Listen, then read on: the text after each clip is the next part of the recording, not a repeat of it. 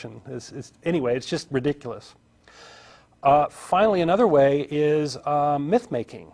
Or creating stories about that sort of associate sort of a biblical narrative with the narrative of the country, and you see that, for example, with conflating of Moses and George Washington, and the idea is that Washington was the United States' Moses, and he came down and he revealed God's law or whatever and God's favor to the great nation and all this, and a lot of the Christian nation folks want to turn Washington into this big Bible believer, but Washington, I think, of all the founders, was one of the most private about his religious beliefs, and I think he'd be turning over in his grave if he could, about being used as a shill for somebody's religion.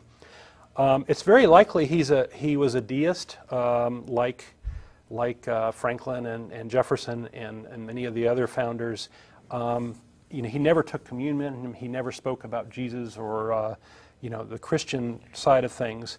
And it's generally not fair to I wouldn't think to lump Washington in as a deist. While he was more private about his religion, there are examples from his own writing of him saying that he identifies as a Christian, etc. Okay. Okay. Now, whether how much of that is lip service or not, but I have to go by, if you say this is what you are, okay. Mm-hmm. I mean, I have no reason to, if Don tells me he's an atheist, I'm going to accept him at his word. Why would I do anything different? Yeah, yeah. So. Okay. Well, so I've listed a whole bunch of ways in which Christians promote this Christian nation myth, and in ways that are, I think, deceptive and dishonest. And many Christians have made great contributions to the United States. Why is that not enough? Why is there a need to lie? And if you have an answer to that, give us a call. My answer is that Christianity needs lies to promote it, because it's really kind of an awful religion, and it needs lies to gloss over its failings. Anyway, so there's my presentation. How did I do on time? You did great on time. I did great. It's okay. like 12 minutes or so. Good. Well, we'll leave a lot of time for callers. We have full lines. Yeah, as a reminder, the show is no longer 90 minutes. It's now cut down to an hour. And because of that, we're going to try to move through calls at a decent pace. So if you can, if you do get through, we're up to 4 lines instead of 3, but they're full already. If you do get through, please try to get to the point of what you're saying. I don't want to rush people. But if you meander around for a long time, we are going to kind of steer you back on course in order to avoid wasting too much time. No circular arguments. And I won't waste any more time. We'll just go right to calls right now. We got Vito in Tallahassee. How are you? Good. How are you guys? Good.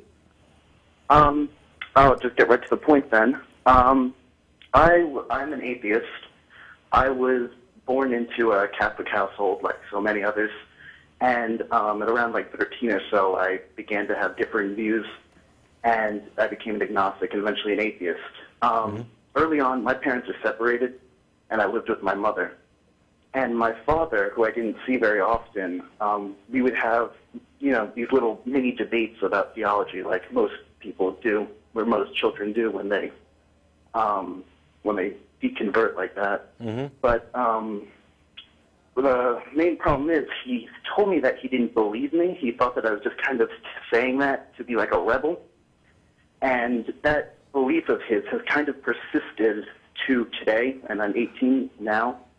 And so he's playing denial games with you? Is that what it is? It's denial on his part? Yeah, he actually told me maybe like a few months ago that I'm actually lying to him when I say that I'm an atheist. Not that he doesn't agree with atheism in general, but that he actually thinks that I'm just lying when I am a Christian. And I mean, it's been a tremendous wedge in me having a relationship with my father. Sure. And I mean, I'm sorry, explain this isn't really on topic, but I just wanted to know, like, if you guys had maybe even a little bit of advice as to how I could at least let him know that I'm not just kind of trying to troll him, you know what I mean? Because he really honestly believes that. I think it's a defense mechanism on his part. You're worried about, how this, he thinks you're lying, and you're worried about how this affects your relationship. And I think if he believed you were telling the truth, it might affect the relationship even more severely than it currently does. Right now, he's probably, and I'm just guessing, he's probably struggling with trying to understand how anybody could hold this position, let alone, you know, his own kid. And it's a lot easier for parents to simply think that these things are fads, that you are rebelling, you know, that you're not being honest about it. I don't know that I would do too much. I mean, you know, my first instinct was like, you know, well, are you lying when you tell me you're a Christian? Are you just going along to get along? But I don't know that I'd do that either. I think the best thing that you can do is just keep being who you are, and keep being honest. And eventually, I mean, you know, it might take a while, but I'm pretty sure if you maintain this this position and honesty and everything, you know, that eventually he's going to come around and say, you know what, I guess he's not lying. He really doesn't believe. But I think the thing you have to do is realize that this is your dad's problem, not yours. This is him having difficulty coming to grips with reality, which I would argue as a theist, he's, you know, there's already this problem of coming to grips with reality, or coming to understand why it is that people reject these God claims that other people accept. I wish I had, you know, you can't possibly convince somebody that you're not lying about what you feel or what you believe.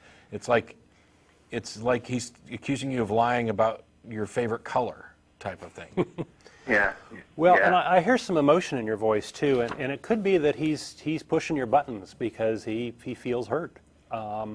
So I would recommend that you try to detach your emotions from this thing, and not let him get your goat with this, right? Yeah.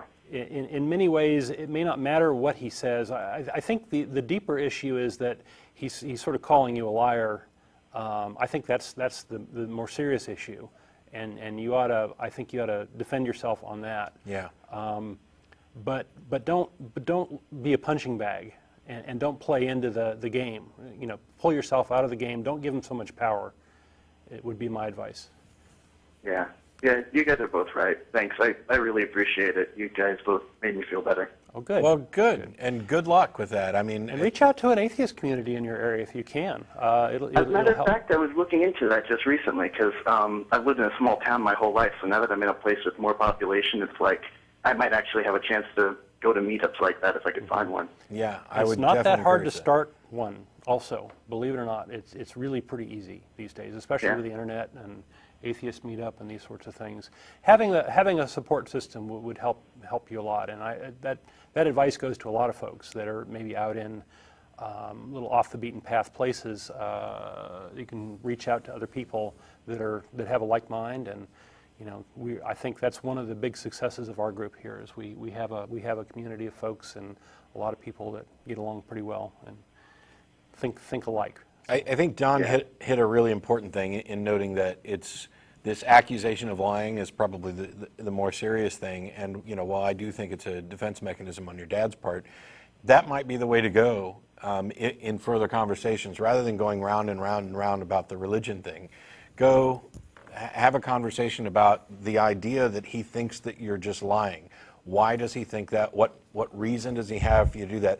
And explain to him how that makes you feel, that he thinks you're lying about something that, you know, what would it feel like for him if when he told you he was a Christian, you just assumed he was lying and went on about it? I mean, this is an attack on your character that goes beyond any disagreement about the existence of gods or pixies or whatever.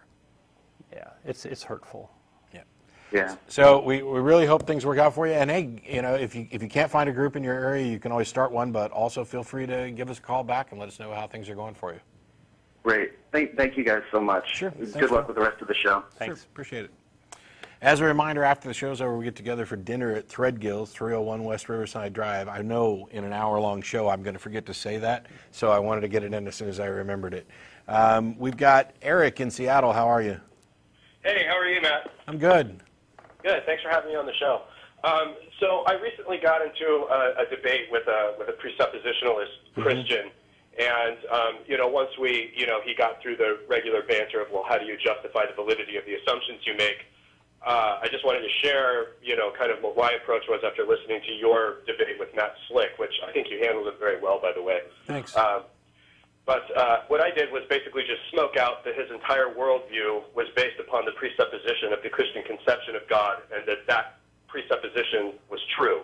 And then I went about formally refuting the nature of the Christian conception of God, the eternal contradictions of omni-traits, eternality, mortality, and immortality simultaneously, and basically just concluded that you can't validate logic if your position can't withstand the validity of logical objections that you claim to be valid.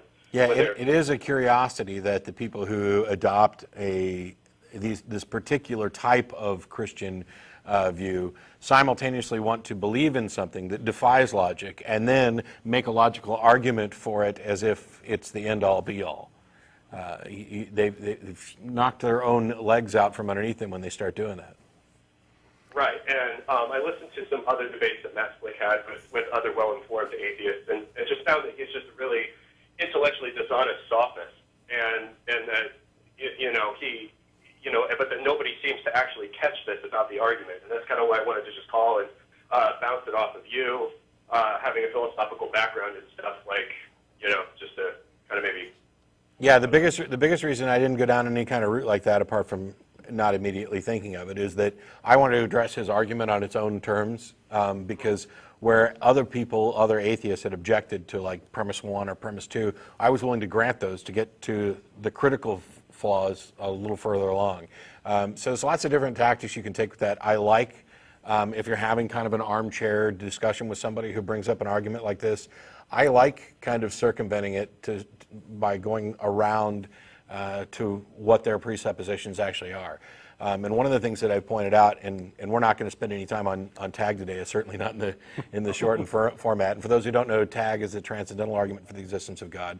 But one of the things that I pointed out, and in a conversation with John Loftus at the Texas Free Thought Convention, is I don't think there's a single person on the face of the earth that has found Christianity because of the transcendental argument for the existence of God. I think this is an argument that they come up with post hoc, because they think it's going to convince somebody else. I don't want to know what you think is going to convince me. I want to know what convinced you.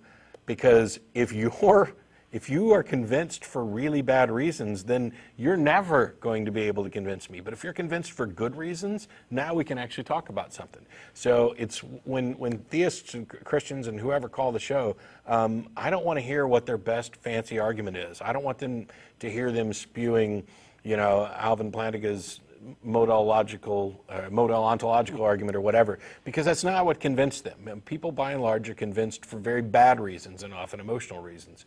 And I think that speaks volumes. And the fact that they're dancing around trying to come up with logical arguments for something that is, in many cases, as you point out, completely illogical, in defiance of rationale and reason. I just find that absurd, and it's, I don't know, it's like saying, I love you, and here's the math that proves it.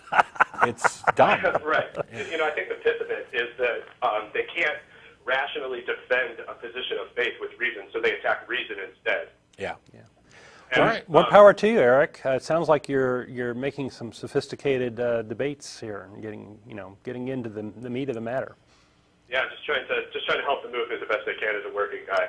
I just had a quick question though. Also, like when he discussed with you, he had said that logic was transcendent, and I would actually disagree with that, and just wanted to bounce off why I think so and what you think about that. Matt and I have actually had a debate about that. We disagree, but I'm going with the definition of transcendent. We both think tag is awful. So what was that? We both think tag is an awful argument. Just for different reasons. Different reasons. Okay, so you don't. It would be better, Eric. It would be better if you just email me, okay. and I'll be happy to consider that and talk about it. But there are people who already look like they're in pain in the studio, and I don't want to put them through anymore. All right. Okay. Yeah. Tag and good TV are kind of mutually exclusive. I appreciate the fact that you, like me, have an interest